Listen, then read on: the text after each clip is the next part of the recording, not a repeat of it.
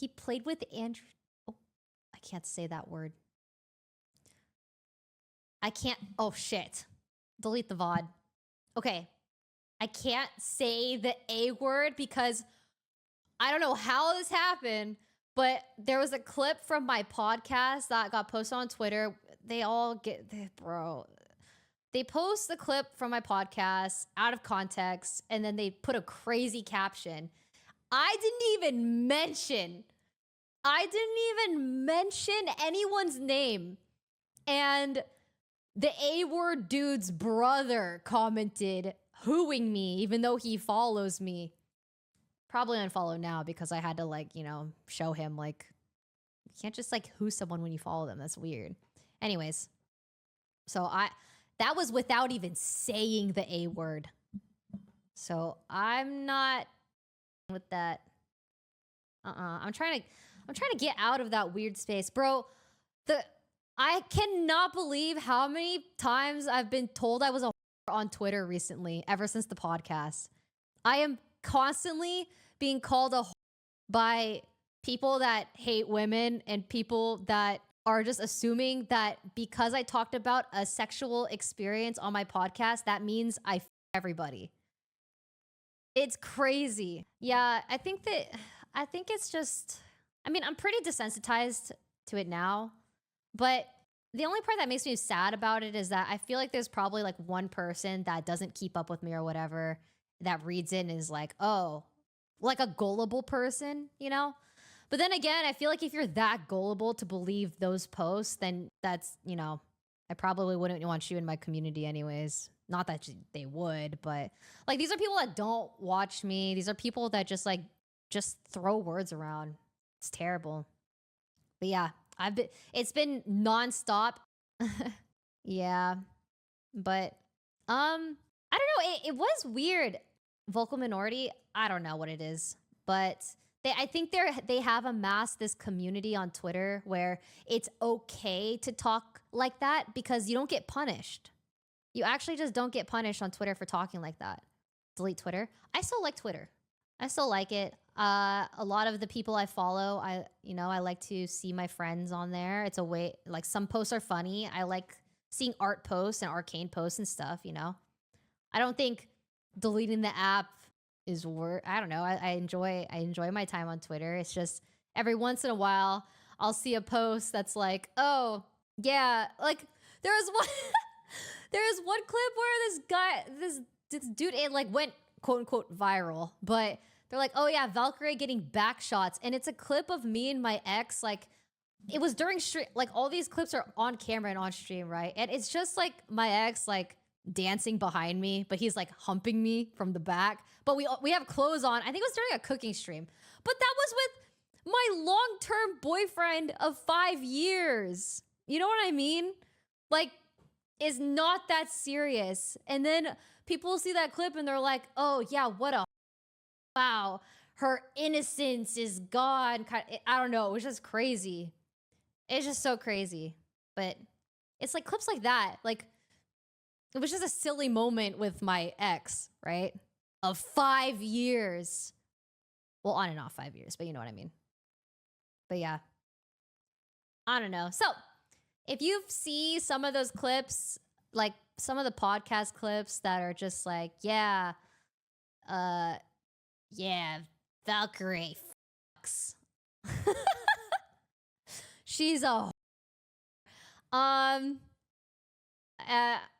like to remind you that these situations, they're like while I was in relationships, you know what I mean?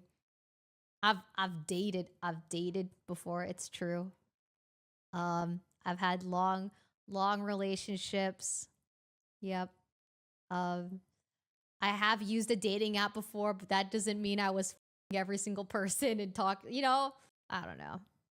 It made me sad because I felt like sharing these experiences that I did bottle up for a very long time. I wanted to talk about it on the podcast because I do think some of these things are relatable. Like two things that I talked about when my first sexual experience, when I was literally groomed as a child. Well, I was like 12 or something. I don't even know. That was, you know, that was one situation. And then the other situation was a guy I was dating that was a non-consensual act. But because it was non-consensual, they just like didn't care about the details. You know what I mean? They were just like, yeah, just, oh, girl got nuttin'. What a whore. I didn't ask for that. That's crazy. So yeah. It made me extra sad because I felt like it shows people not to talk about that kind of stuff, because when they see that I talk about that kind of stuff and maybe they went through the same thing and then they see how people are reacting to it, makes them want to bottle it up even more. It's just, I don't know. I just feel bad for people because people have gone through way worse than me, right? I don't know. I was just sharing things that have happened to me a long time ago. Yeah, it's all clickbait. It really is. It really is. But I just hope that if you guys see that kind of stuff online, take it with a grain of salt. Okay? I'm just a girl that loves to love. I love love, and I love to you know, be happy, as most people do. Some people just like being in relationships. I love being in relationships, you know? So, yeah. Take it with a grain of salt. Yeah, some of the captions have been crazy for some of those clips. Some of those clips were wild. You opening up definitely helped others who have gone through that and not feel alone. No, it's been validating. I do think it's the vocal minority and the people watching those clips that are calling me a whore and stuff. Either one, already hate women. Two, already just hate me. Or three, all of the above. You know what I mean? Or they just don't even watch me. They didn't watch the podcast. They don't care. They just don't care. There's this sense of community, I think. I think the reason why people do weird things is to feel like they're a part of something. And I think there is a group of people where when they really hate women, or a group of people, when they really hate a group of people, there's like this bonding sense, like you're a part of it, like you're like this, you know, people just want to be a part of something and feel like they're right, like they're, you know, just so yeah, it's okay. No matter what, it's just words at the end of the day. It's just words. I think it doesn't bother me because because I know I'm not a whore. I've been called a whore even before I talked about my my experiences, you know? Even I've been called every name under the roof. It doesn't change things. I guess it's just more, it gave them ammo, I feel like, you know? It gave the people that already hate me ammo to hate me even more, kind of thing. Is it wrong to be a whore? No. There's nothing wrong with having sexual relations. There's nothing wrong with that. I think it's more so how the term is used, you know? Like the way they're using the word whore is not in a good way. They're using it as an insult. Yeah. You know, it's how it's used. But at the end of the day, what can you do? What can you do? Yeah, it's dehumanizing.